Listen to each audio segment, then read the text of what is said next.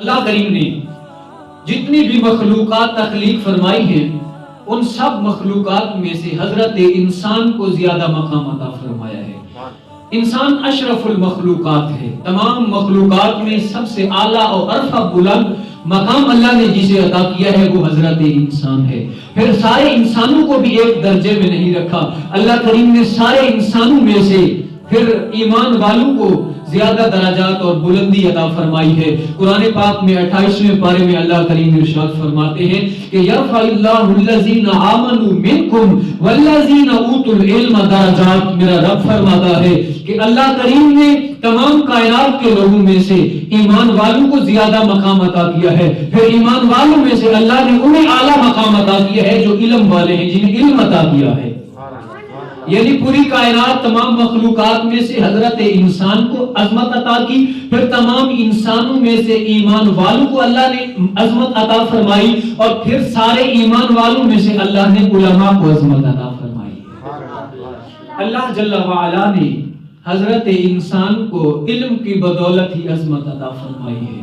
جب اللہ کریم نے ملائکہ سے فرمایا اے فرشتوں میں اپنا دنیا میں نائب بنا کے بھیجنا چاہتا ہوں، تو فرشتوں نے کہا مالک تو انسان کو نائب بنا رہا ہے، وہ تو دنیا میں جا کے دنگے فساد کرے گا، وہ خون ریزیاں کرے گا، وہ ظلم و ستم کرے گا، وہ بدکاریاں کرے گا۔ مالک اگر تو اپنی عبادت اور ریاضت کے لیے بنا رہا ہے تو کیا فرشتے عبادت کے لیے کم ہیں؟ ہزاروں و لاکھوں کروڑوں ہیں جو رکوع میں ہیں، لاکھوں کروڑوں ہیں جو سجود میں ہیں، لاکھوں کروڑوں ہیں جو تیج تسبیح بیان کر رہے ہیں۔ مالک اگر اپنی عبادت کے لیے پیدا کر رہا ہے تو فرشتے کوئی کم نہیں ہیں۔ تو میرے رب نے فرمایا اے میرے ملائکہ جو کچھ میں جانتا ہوں وہ تم نہیں جانتے ہو۔ پھر جب اللہ کریم نے حضرت آدم علیہ السلام کو تخلیق فرمایا، روح ڈالی، تو اللہ کریم نے حضرت آدم علیہ السلام کو تمام چیزوں کا علم عطا فرما دیا۔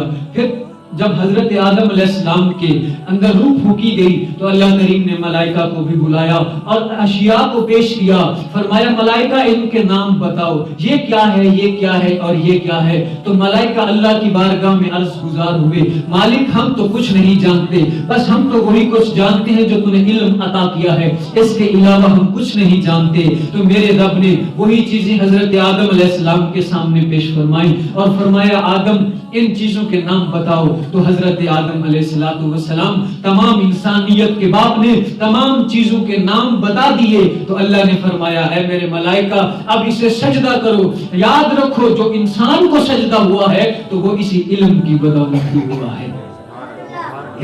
اللہ نے حضرت آدم علیہ السلام کو اور بھی بہت سارے وصف عطا فرمائے تھے، اگر سجدہ کروانا تھا تو کسی اور وصف کو اظہار کروا کے بھی سجدہ کروا سکتا تھا، مگر اللہ نے علم والی صفت کو ظاہر فرمایا اور علم والی صفات کی وجہ سے انہیں سجدہ کروایا۔ تو پتہ چلا کہ اگر انسان مسجود ملائک بنا تو یہ اسی علم کی وجہ سے بنا ہے، اور یہ علم ایک ایسی نعمت ہے، ایسی دولت ہے جو استعمال کرنے سے، خرچ کرنے سے کم نہیں ہوتی، بڑھ جاتی ہے۔